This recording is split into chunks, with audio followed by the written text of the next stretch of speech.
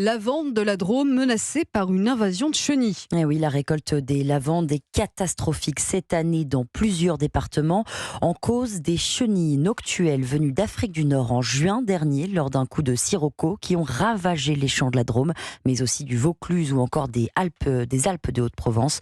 Un aléa sans précédent pour les producteurs qui ont parfois perdu jusqu'à 100% de leur production. Reportage dans la Drôme de Noémie Loisel.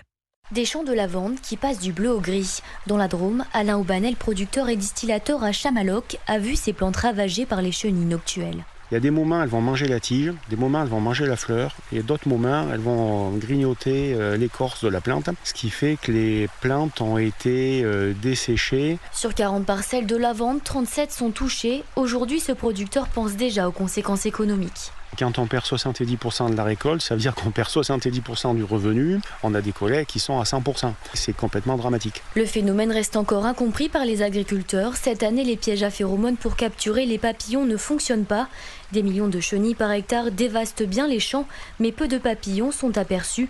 Alain Aubanel s'inquiète déjà pour la saison prochaine.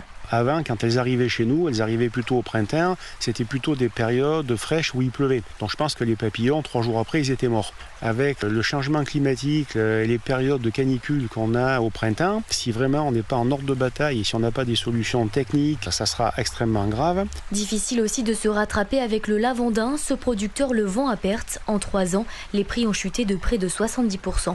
Chamaloc, Noémie Loisel, Europe 1.